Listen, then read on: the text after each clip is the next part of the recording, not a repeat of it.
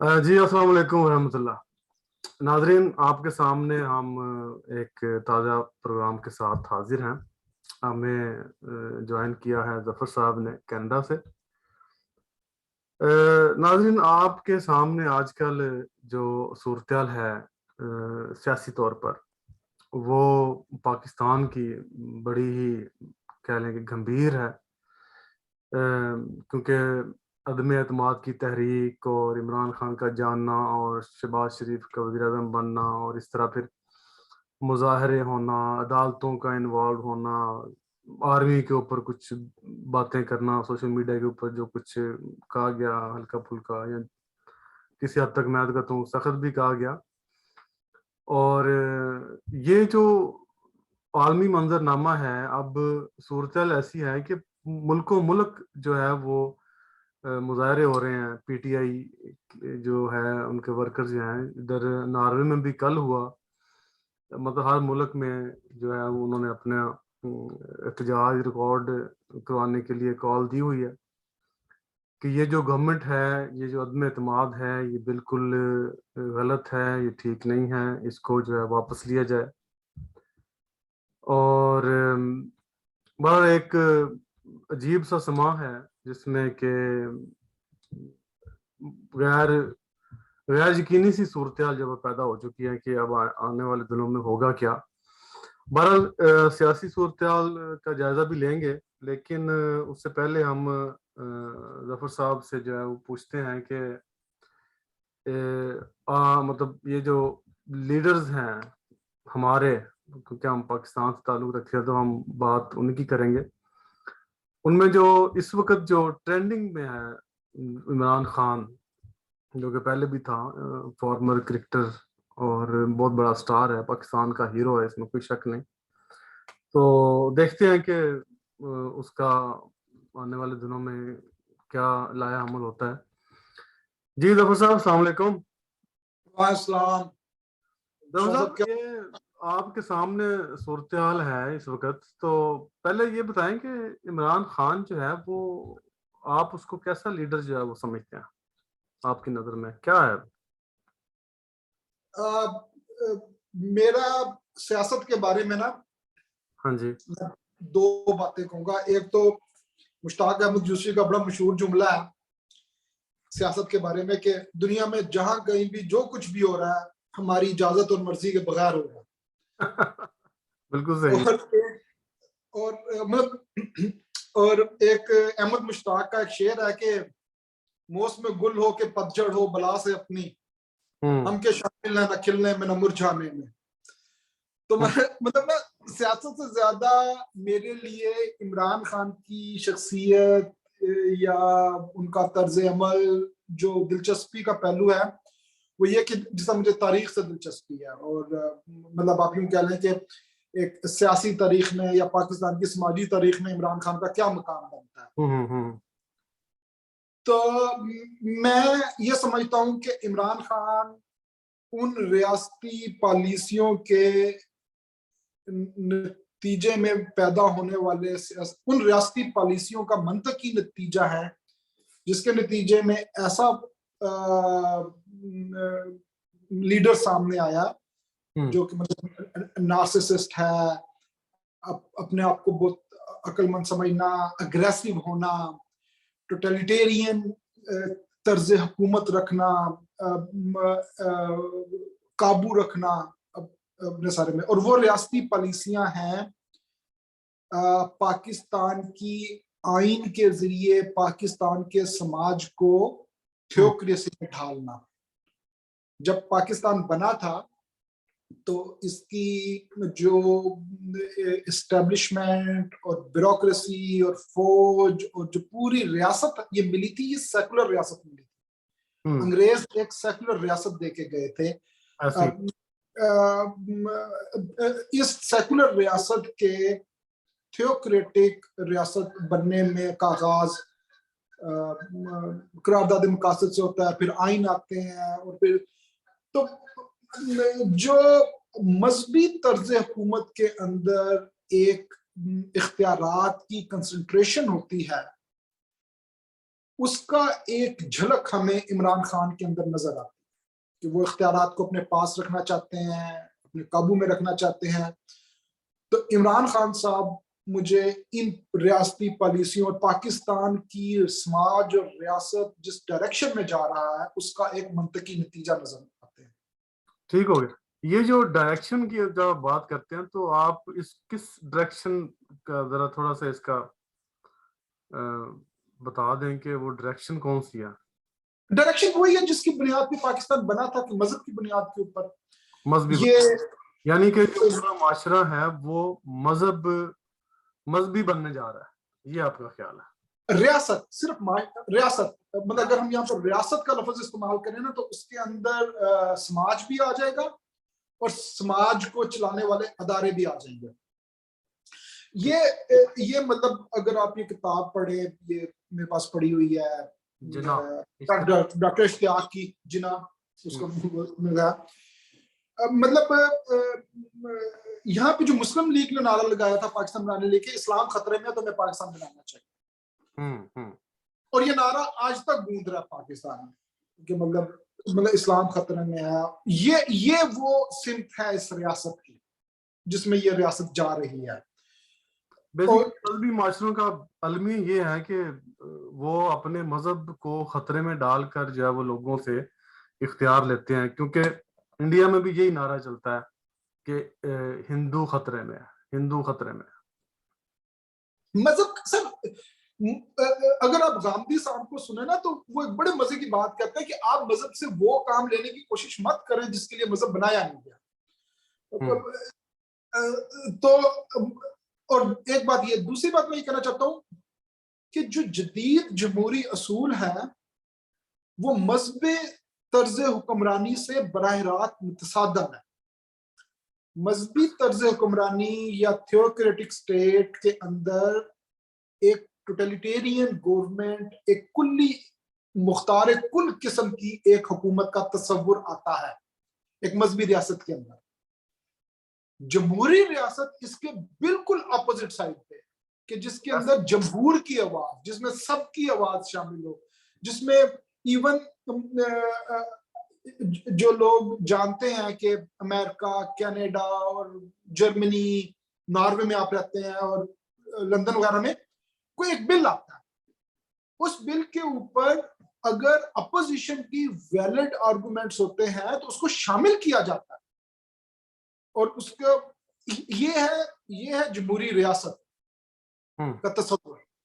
On the other hand ایک مذہبی طرز حکمرانی کا دعویٰ کرنا اور ایک لوگوں کو یہ خواب دکھانا کہ ہم مذہبی طریقے سے حکمرانی کریں گے اور تمہارے لوگوں کے مسائل حل ہو جائیں گے, وہ طرز حکمرانی بالکل ایک مطلب ایبسلیوٹ کنسنٹریشن آف پاور ہے جو کہ جمہوری اصولوں کے متصادم ہے. ہاں جی, کیونکہ مذہبی معاشرے میں وہ جاتے ہیں, بے شک انہوں نے طرز حکومت جو ہے وہ جمہوریت ٹائپ رکھا ہوا ہے جی, یہ پارلیمنٹ ہے, یہ سینٹ ہے, اور لیکن جو بھی قانون آتا ہے وہاں پر پھر وہ چونکہ بنیاد جو اس کی ہے وہ ہے جی خدا تعالیٰ کی ذات جو ہے وہ سب سے اعلیٰ افضل ہے, اور اس کی جو کتاب ہے پاکستان کی بات کریں تو مذہبی لحاظ سے اسلام کی, تو انہوں نے وہاں سے اس کا فتویٰ لینا ہوتا ہے کہ کیا یہ آیا درست ہے کہ نہیں,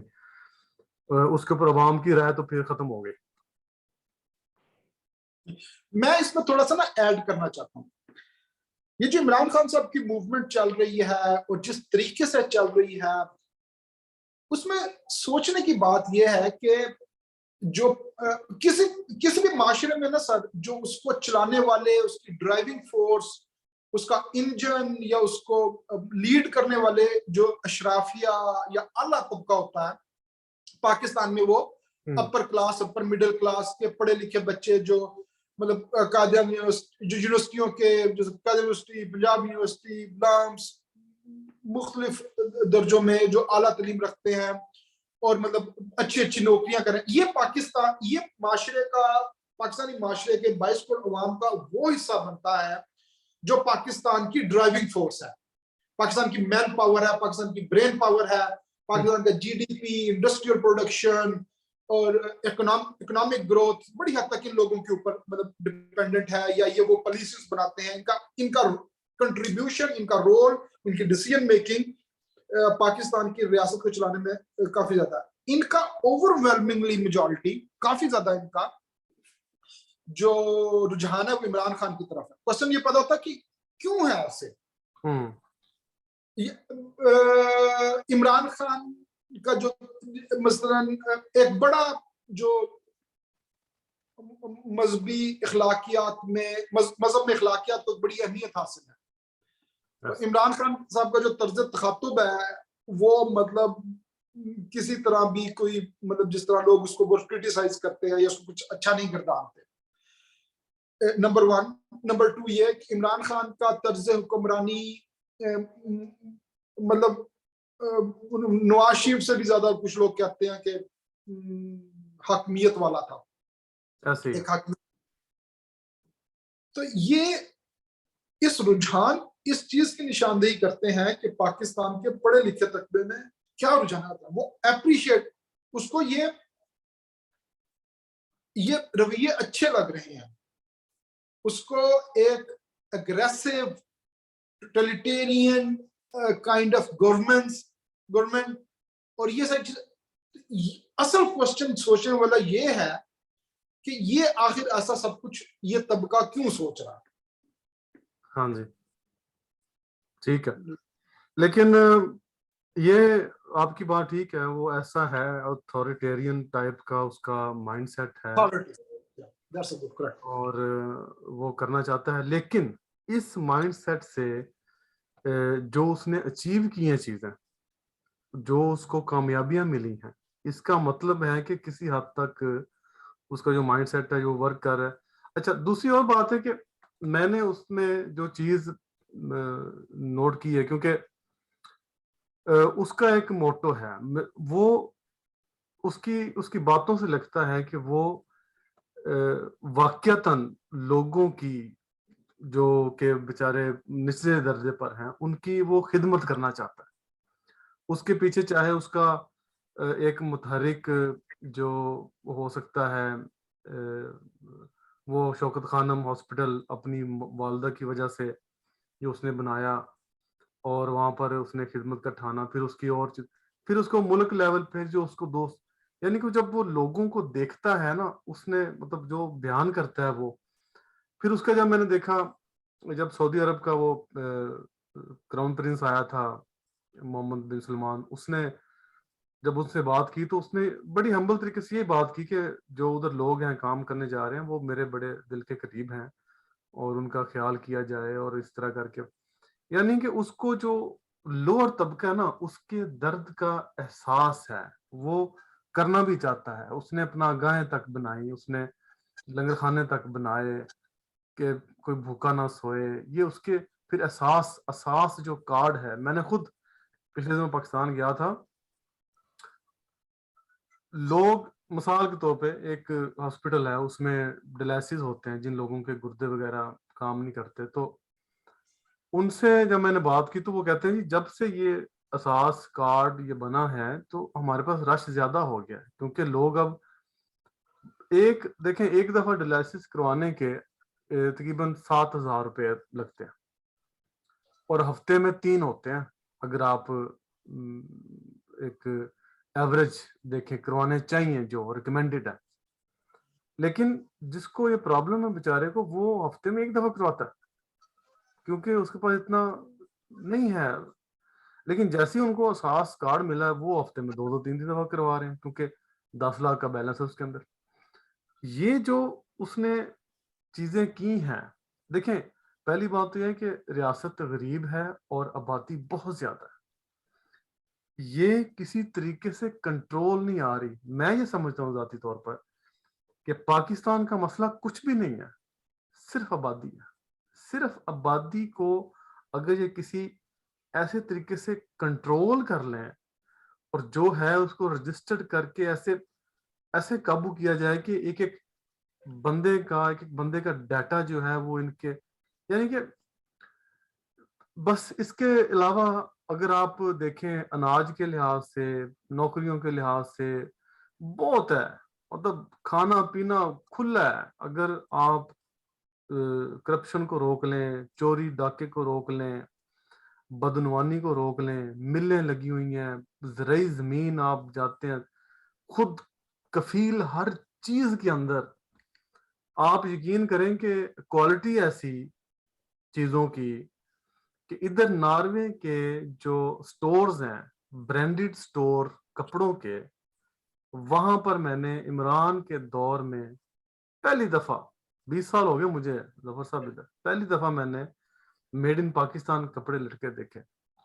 یہ پہلے نہیں ہوا کبھی بھی، اس لیے کہ وہاں پر اس کو پروموٹ نہیں کیا جاتا. یعنی کہ چیزیں ساری موجود ہیں، بہرحال اس کا ایک طریقہ اپنا ہو سکتا ہے جس سے ہم تھوڑا سا اختلاف بھی کر سکتے ہیں، لیکن میری ذاتی رائے میں وہ کچھ کرنا چاہتا ہے.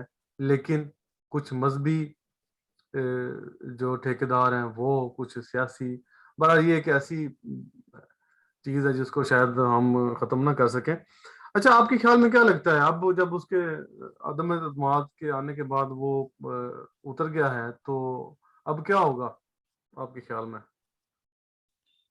وشال بھائی، یہ جو آپ نے ساری گفتگو کی ہے اور جو آپ مجھ سے سوال کر رہے ہیں، مطلب ایون آپ کی پوری جو گفتگو ہے وہ بڑی حد تک ریفلیکٹ کرتی ہے کہ ایک پاکستانی کے دماغ میں کیا چل رہا ہے اس وقت.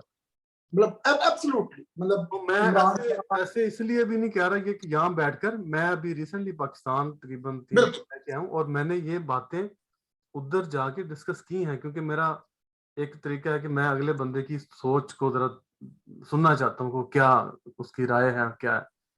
تو یہ وہی رائے اکٹھی ہو کے میں نے جو آپ کو بیان کی. بالکل سر. اور اگر ہم مطلب پاکستان کا مسئلہ یہ فلانا کہ بحث بڑی پھیل جائے گی، عمران خان تک اگر ہم بات کریں تو سر دیکھیں، میں نا نور راشد کی ایک نظم کے نا میں نے آپ کو پہلے بھی سنائی ہوئی ہے، یہاں پہ دوبارہ سناتا ہوں کہ میں اس قوم کا فرد ہوں جس کے حصے میں محنت ہی محنت ہے، نان شبینہ نہیں، اور اس پر بھی یہ قوم دل شاد ہے شوکت باستاں سے، اور اب بھی ہے امید فردہ کسی ساحر بے نشان سے. یہ 4-5 لائنیں راشد کی نظم کی نا پوری عکاسی کرتی ہیں ہم پنجاب اور برصغیر کے کلچر کی، کہ میں اس قوم کا فرد ہوں جس کے حصے میں محنت ہی محنت ہے اور نان شبینہ نہیں، اس پر بھی یہ قوم دلشاد ہے شوکت باستاں سے. ابھی بھی جب ووٹ پڑتا ہے تو وہ پورا جو ایک جاگیردار کلچر، ایک زمیندار کلچر، چودھری کلچر، وہ سارا امڑ جاتا ہے. اور آپ مطلب جو لوگ یونیورسٹی سے پڑھ کے اعلیٰ تعلیم یافتہ ہو جائیں ان میں بھی یہ کلچر موجود رہتا ہے. بالکل زبردست. اور جو اس کا آخری لائن ہے نا کہ اب بھی ہے امید فردہ کسی ساحر بے نشان سے، یہ زمینداران نظام میں بسنے والے افراد کی یہ مینٹیلٹی بن جاتی ہے کہ انہیں سماجی ارتقاء کسی نظام کے ارتقاء کے بجائے کسی ایک بندے سے ساری امید لگاتے ہیں وہ کہ بھائی جی وہ اگر ایسے کر دے تو ایسے. اور مطلب زندگی مطلب نسلیں لگتی ہیں سماج کو بننے میں، ریاستوں کو بننے میں. اس چیز کو سمجھانا انٹیلیجنشیا کا، اشرافیہ کا کام ہوتا ہے. بالکل.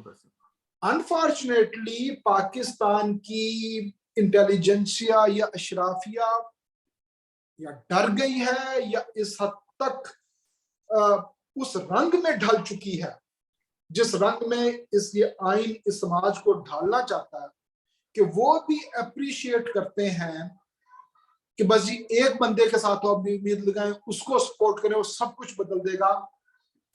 ہمارے سامنے یہ جتنی ریاستیں ہیں جدید جہاں پہ لوگ جانا چاہتے ہیں، بسنا چاہتے ہیں، رہنا چاہتے ہیں، وہ سب کی سب یہ جو لائن ہے نا راشد کی کہ اب بھی ہے امید فردہ کسی ساحر بے نشان سے، اس کی اپوزٹ جو لاجک ہے کہ قانون کی پاسداری کرنا اور ایک नस्ल दर नस्ल एक समाजी इर्तका के जरिए एक निजाम का इर्तका करना और निजाम को बनाना, ये उस असूल पे बनी। तो इमरान खान साहब के बारे में मेरी यही राय है कि ये इनकी शख्सियत, इनका तर्ज हुक्मरानी उन असूलों से बराह रास्त मुतसादम है जिसके नतीजे में हम एक बेहतर पाकिस्तान का ख्वाब पाकिस्तान की जो नस्ल है या पढ़ी लिखी कौम है वो देखती है। ये एक डायलेमा, ये अलमिया है, बिल्कुल सही है। अंदरूनी लेकिन खाली इसका ही या कि किसी और, आप किसी और पार्टी को समझते हैं कि उनका कोई मंशूर या कोई ऐसी चीज है जो जदीद तर्ज हुक्मरानी की बुनियाद रख सकती है? ये है जबरदस्त बात। नाउ दैट्स द क्वेश्चन, ठीक है। अच्छा, अब अगर मैं डरते डरते बोल दूं, मेरे मुंह से निकल जाए बिलावल या मेरे मुंह से हमजा निकल जाए, मतलब यहाँ पे वो हाल पड़ जाएगी ना कि मतलब।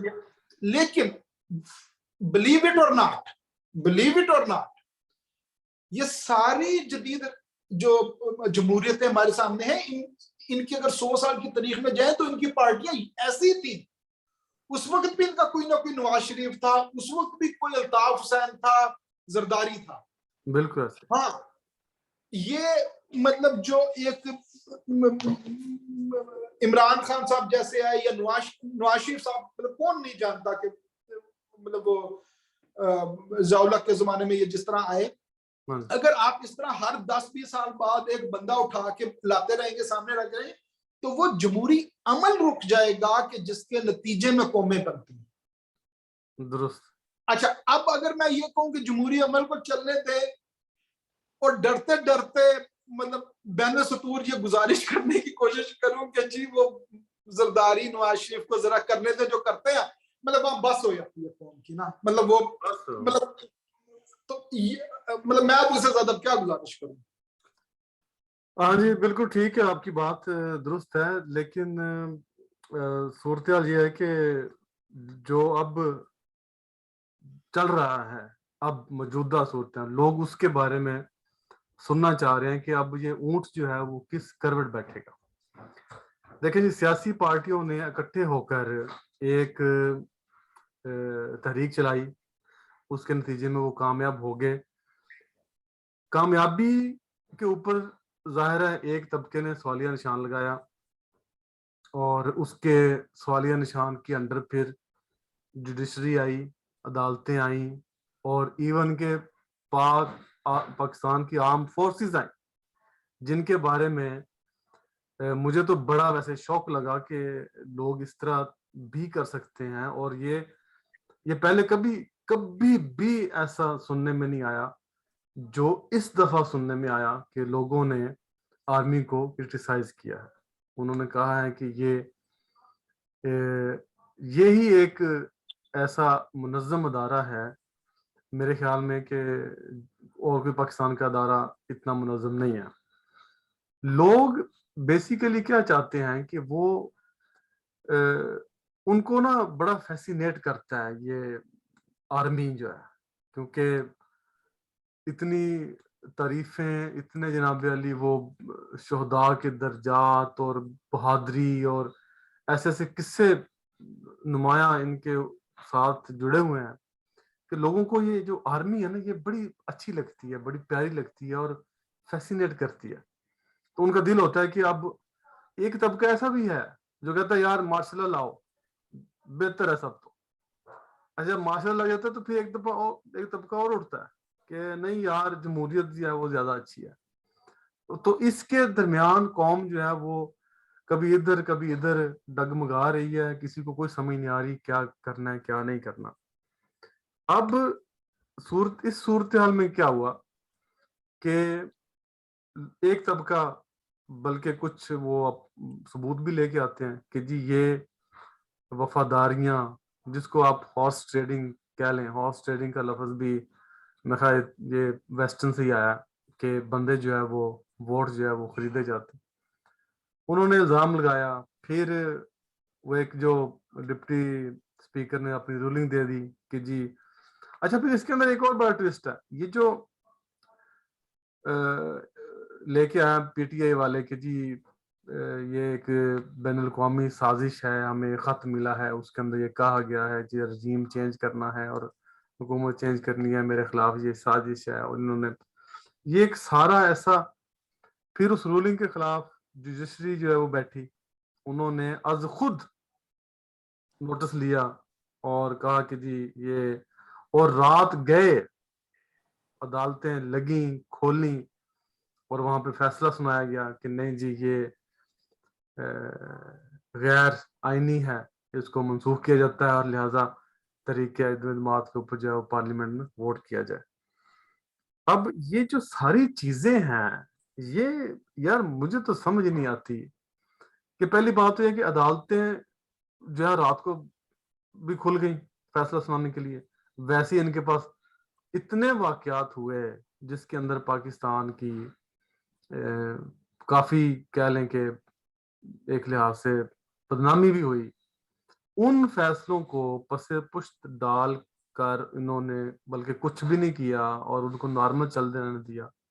لیکن یہ جو ہے یہ راتوں رات بھی کھل گئی اور باقی فیصلے, یہ بڑا ایک میرے تو حلق میں یہ عجیب مطلب نہیں ہوتا رہا کہ یہ کیسے ممکن ہے کہ آپ اس ایک چیز کو اتنی زیادہ اہمیت دیں اور فٹافٹ جناب علی دربار لگ جائے, اور باقی جو ریاست کے کیسز اور یا دوسرے ایک عام بندے کے جو کیسز ہیں وہ سالوں سال لٹکے رہیں اور ان کا کوئی والی وارث نہ ہو, بلکہ ایسی مثالیں آتی ہیں کہ ایک بندہ 7 سال جیل میں رہا اور 7 سال کے بعد اس کو لیٹر آیا کہ یار تم بے گناہ ہو. اب وہ 7 سال اس کے کون دے گا واپس؟ یہ ایک ایسا عجیب انصاف کا نظام ہے کہ بہرحال یہ جناب صورتحال ہے. اور اب آپ کے نئے وزیر اعظم شہباز شریف صاحب منتخب ہو چکے ہیں, تو ایک طوفان ہے جو آیا ہوا ہے اور جلسے جلوس ہو رہے ہیں. آپ کے خیال میں یہ جو جلسے جلوس کے نتیجے میں کیا ممکنہ صورتحال ہو سکتی ہے آنے والے دنوں میں؟ بات یہ ہے کہ آپ نے جو سارا تبصرہ کیا پاکستان کی سیاسی صورتحال پہ, اچھا میں سیاست سے زیادہ نا ہماری جو گفتگو ہے اس کو میں سیاسی تاریخ کے حوالے سے مطلب نہ کرنا چاہتا ہوں, کیونکہ سیاست سے نہ کچھ نکلنے والا نہیں ہے. مطلب سیاست سے ہمارے دل کی بڑھاس نکل سکتی ہے, سیاست سے دل کی بڑھاس نکالتے ہیں, بالکل زیادہ تر یہی کرتے ہیں. تو جس طرح ہمارا جو چینل ہے علی بھائی بڑی علمی بات کرتے ہیں, پھر اس علمی نقطے سے میں اور آپ کو علمی نقطہ اٹھاتے ہیں, ان سے سوال کرتے ہیں. بالکل یہ بڑی زبردست چیز ہے کہ ہم اس کو ایک اوتھینٹک طریقے سے تاریخی حوالے سے اور اس کا کنکلوژن دے کر پھر باقی اپنی ناظرین کی مرضی ہے کہ وہ اس کو پھر کیسے سمجھیں. تو میں سیاست پہ نا وہ مطلب ڈائریکٹلی کمنٹ نہیں کرنا چاہتا, کیونکہ میرا سیاست میں نا بالکل بھی انٹرسٹ نہیں ہے. مطلب میرا انٹرسٹ ہاں یہ اس طرح سے آپ کہہ سکتے ہیں کہ اپنے ریاستی ارتقاء میں اس وقت پاکستان کہاں کھڑا ہے. ریاستی ارتقاء میں اپنے عدالتی نظام کے ارتقاء میں پاکستان یہ جو ایونٹ ہوا ہے اس کی کیا اہمیت ہے, جمہوریت کے ارتقاء میں اور یہ سارا کچھ ہے. تو ایک تو یہ سیٹ بیک ہے جمہوریت کو, آرمی کا کسی بھی طریقے سے یا فوج کا پارلیمنٹ افیئرز میں آنا سیٹ بیک ہے, نشاندہی کرتا ہے کہ اس سماج کے رہنما اس قابل نہیں کہ وہ اپنے مسائل آپس میں حل کر سکیں. تو ان کی سیاسی نابالغی ناپختگی کا یہ ایک مطلب نا اگر ہم اس کو ریاستی ارتقاء کی تاریخ میں سمجھنے کی کوشش کریں تو میرا اس کے اوپر یہ کمنٹ ہے کہ یہ پاکستان کی موجودہ صورتحال کے بارے میں آنیسٹلی अगर तो ये पॉलिटिक्स चलती रहती है, अगर सियासतदान सीख जाते हैं और सियासी मामलात अगर सियासतदानों के माबैन हल हो गए तो पाकिस्तान स्टेबल रहेगा। जितने ज्यादा मामलात सियासतदानों से हाथ से निकल के भले ब्यूरोक्रेसी के हाथ में जाए, अदलिया के, फौज के, सरमायादारों के, किसी भी और चीज के हाथ में अगर सियासी मामलात जाएंगे तो लामहला नागुज़ीर और तौर पर इसका असर पाकिस्तानी समाज के अंदर एक अनस्टेबिलिटी की सूरत में आएगा। मेरा ये कमेंट। अच्छा, अनस्टेबिलिटी जो है वो उसकी जरा कोई वजाहत कर दें कि क्या मतलब है इसका, क्या देखिए अनस्टेबिलिटी क्या होती है? अनस्टेबिलिटी होती है लोगों का अदब एतमाद होना। मतलब जिस तरह अभी हमने जिक्र किया कि इमरान खान के सपोर्टर एक बड़ा पढ़ा लिखा तबका और पाकिस्तानी माशरे का आगे अगले सफों में जो लोग शामिल हैं, तालीमी, इल्मी और रिसोर्सेज के हिसाब से वो लोग शामिल हैं, लेकिन वो बहुत अग्रेसिव है। इस तबके का अग्रेसिव होना इस बात की निशानदेही है कि इस तबके को पाकिस्तान के रियासती ढांचे पे एतबार नहीं है। ये है अनस्टेबिलिटी। बिल्कुल सही। जहां ये जिन मुल्कों में मैं और आप रहते हैं, या जितना ज्यादा कोई मतलब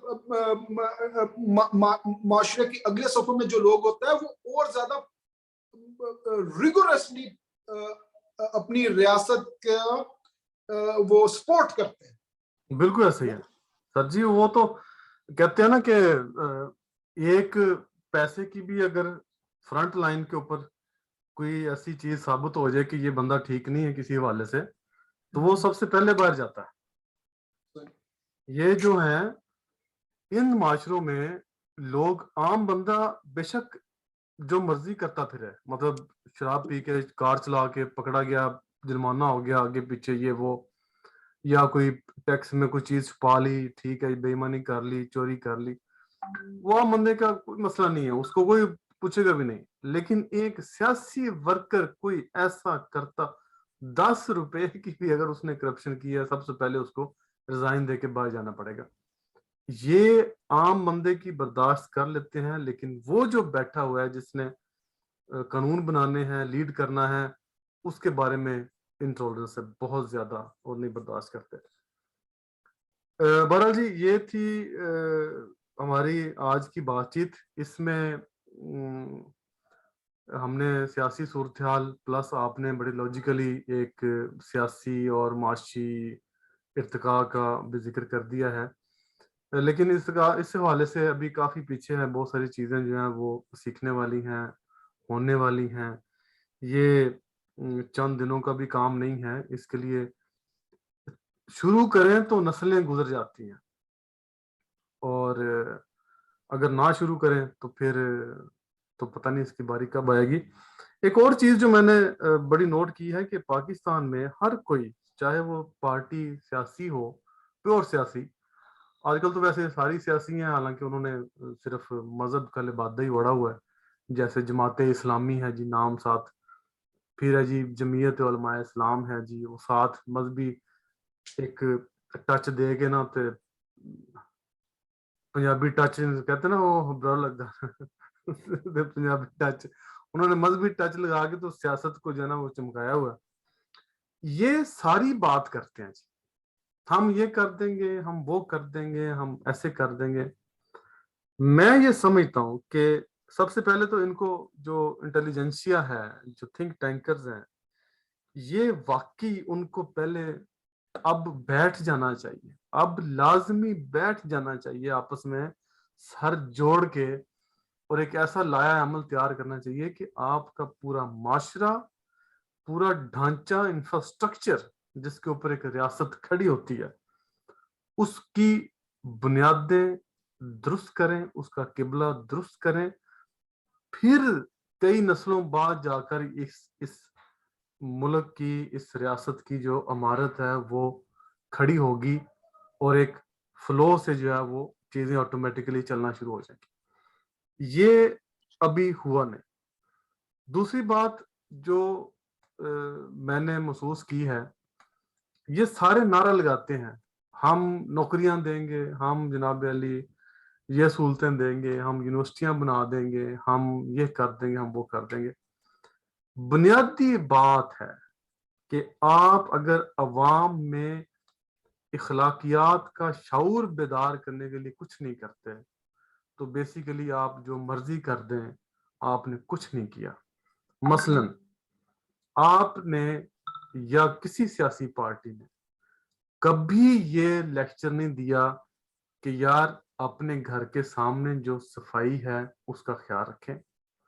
آپ نے جب باہر جانا ہے تو جگہ جگہ نہیں تھوکنا. کسی ریاست نے کبھی یہ نہیں کہا کہ ہم صفائی کا جو نظام ہے, جو برننگ پلانٹس ہوتے ہیں آپ کے, جو دیکھیں ایک ہاؤس ہولڈ جو ہے وہ اتنا وہ پیدا کرتا ہے, کیا اسے کہتے ہیں, گاربیج, کہ میرا خیال ہے دنیا کی سب سے زیادہ پولوشن جو ہے وہ ہاؤس ہولڈنگ سے آتی ہے باہر. اور اس کو اگر آپ پراپر طریقے سے اس کا سد باب کرنے کے لیے طریقے نہ اپنائیں جدید, جس میں کہ کارخانے ان کو برننگ کر کے اس سے بھی آپ نے پروڈکٹ یا ہیٹ یا کچھ چیزیں پیدا کرنی ہیں اور اس کو ریسائیکل کرنے کے لیے, یہ اس کے اوپر کوئی توجہ نہیں دیتا یار. آپ کے گلیوں میں گند, آپ کی ایون کہ اتنا بڑا ادھر کمپلیکس بنا ہوگا, اتنا بڑا جناب علی سینٹورس جو ہے وہ بنایا ہوا ہے شاپنگ مال, اور اس کے ساتھ والی جو پارکنگ ہے اس میں آپ کے جو پلاسٹک کے لفافے ہیں, گند ہے. مطلب یار وہ بیسک کیا ہے, وہ بیسک یہ ہے کہ آپ نے انفراسٹرکچر بنانا ہے, پھر بعد میں لوگوں کو تعلیم دینی ہے کہ یار یہ آپ نے ادھر پھینکنا ہے, یہ ادھر پھینکنا ہے, تاکہ کسی نے, میں نے آج تک میں نے نہیں سنا کسی سے کہ بھائی صاحب آپ نے جھوٹ نہیں بولنا. آپ سیاسی, مطلب یہ میں اس لیول پہ بات کر رہا ہوں کہ آپ نے اخلاقیات کو جب اٹھانا ہے, جب آپ نے یونیورسٹی بنانے کی بات کرتے ہیں تو آپ اخلاقیات کی بات بھی کریں. آپ اخلاقیات میں اس لحاظ سے نہیں کہہ رہا کہ یہ کوئی آپ اس کو دین کے ساتھ جوڑیں, ایک نارمل جو ایک روزمرہ زندگی میں معاشرے کی جو ضرورت ہے, معاشرے کی ضرورت یہ ہے کہ سڑک صاف ہونی چاہیے. جب میں ادھر جاؤں گاڑی لے کے یا سائیکل لے کے تو میں یا پیدل بھی چلا جاؤں تو میں ادھر بڑی چیزوں کے ساتھ ٹڈے کھاتا نہ جاؤں کہ جی پلاسٹک کی بوتل ادھر پڑی ہے, ادھر کسی نے کیلے کے چھلکے پھینک دیے ہیں, گھر کا جو صفائی کر کے شاپر کے اندر ڈالی یا ایسے باہر پھینکی جناب, گلی میں پڑی ہوئی ہے. یہ چیزیں جب تک, یہ ایسی ایک بنیاد ہے, میں سمجھتا ہوں کہ اگر یہ نہ کیا گیا تو آپ کی جو بڑی بڑی یونیورسٹیاں ہیں ان کے اندر بھی یہی کام ہوتا ہے. آپ قاعدہ یونیورسٹی پڑھے ہیں, میں پنجاب یونیورسٹی ادھر سے پڑھا تو نہیں ہوں میں, لیکن میرا ادھر آنا جانا بہت تھا. پنجاب یونیورسٹی میں بھی یہی ہے, جہاں میری یونیورسٹی تھی ادھر بھی وہی ہے. یعنی کہ یہ چیزیں سب سے پہلے حل ہونی چاہیے. اس کے بعد میرا خیال جو ہے سیاسی صورتحال اس کا دیکھتے ہیں, اونٹ کس کروڑ بیٹھتا ہے. بہرحال فی الحال تو یہی ہے کہ جلسے جلوس ہو رہے ہیں, عمران خان صاحب نے کال دی ہوئی ہے, پی ٹی آئی اپنا زور لگا رہی ہے کہ الیکشن جلدی ہو جائیں, وہ اب ہونے نہیں دیں گے. یہ ایک سلسلہ ہے, وہ چلے گا. تو ناظرین اس کے ساتھ ہی آپ ہمیں دیں اجازت, کیونکہ بہت سارا ٹائم جو ہے وہ اس پہ لگ گیا ہے, لیکن بڑی اچھی اور کور ڈسکشن اس کے اوپر ہوئی. آپ کا پروگرام دیکھنے کا بہت بہت شکریہ, اور ظفر صاحب آپ کا بھی تھینک یو ویری مچ, شکریہ کہ آپ نے ٹائم دیا, جوائن کیا. تو انشاءاللہ ناظرین اگلے پروگرام میں جو ہے وہ ہم پھر حاضر ہوں گے ایک نئے ٹاپک کے ساتھ. دیکھتے رہیے واؤ ٹی وی, اور انشاءاللہ بڑے اچھے اچھے پروگرام ہم آپ کے لیے لے کے آئیں گے, ہسٹوریکلی اوتھینٹک. اس میں کوئی ایسی بات نہیں ہوگی کہ ہم جو ہے وہ کیا سے کہتے ہیں ریٹنگ کے لیے, یا وہ ہوتا ہے نا کہ آئیں بائیں شائیں, بالکل نہیں. بالکل اچھے پروگرام ہوں گے, تو دیکھتے رہیے. تب تک کے لیے اجازت دیجیے ہمیں. اللہ حافظ. السلام علیکم صاحب، بہت بہت شکریہ آپ کا.